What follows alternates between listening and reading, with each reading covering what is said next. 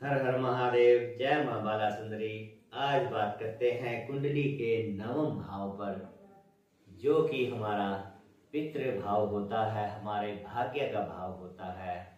आज उस पर चर्चा करते हैं।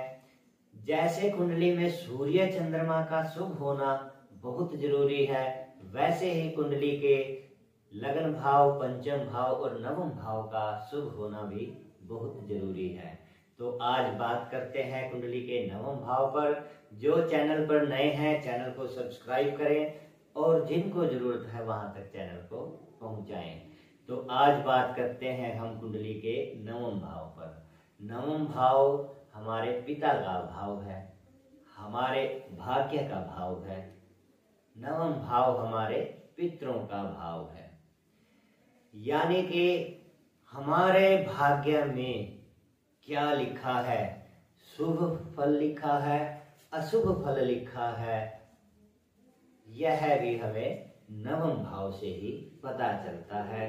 हमारे पितरों का आशीर्वाद हमारे ऊपर है या हमारे ऊपर नहीं है, यह भी नवम भाव से ही पता चलता है।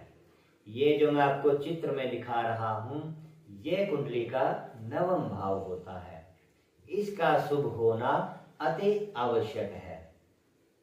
हमारे पितरों का भाव नवम भाव है, तो हमारे जो पितृ होते हैं, आजकल कुंडलियों में ज्यादातर पितृ दोष बहुत दिखाई देता है, और उसका समाधान करने के लिए जैसे ही उनको उपाय बताए जाते हैं, तो ज्यादातर को तो यही पता नहीं होता कि हमारे पितृ हैं या नहीं भी हैं।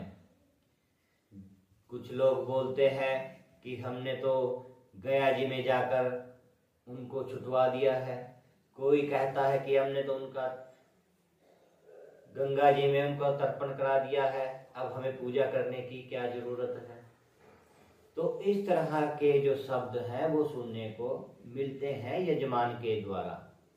ये जो दो कुंडलियों में ये जो दो समस्याएं बन रही हैं, एक पितृदोष की और एक कुलदेवी की।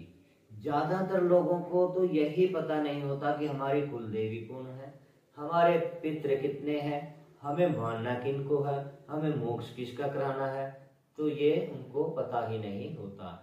यह सब पता हो चलता है कुंडली के नवम भाव से, यानी कि जितना शुभ हमारा नवम भाव होगा, उतना ही हमारे पितरों का आशीर्वाद हमारे ऊपर बना रहेगा, हमारे को पितरों का आशीर्वाद मिलता रहेगा। और जितना हमारा नवम भाव पीड़ित होगा, तो पितरों का आशीर्वाद हमें नहीं मिल पाता।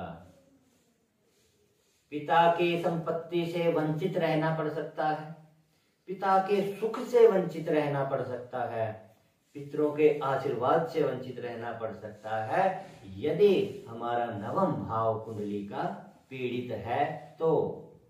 और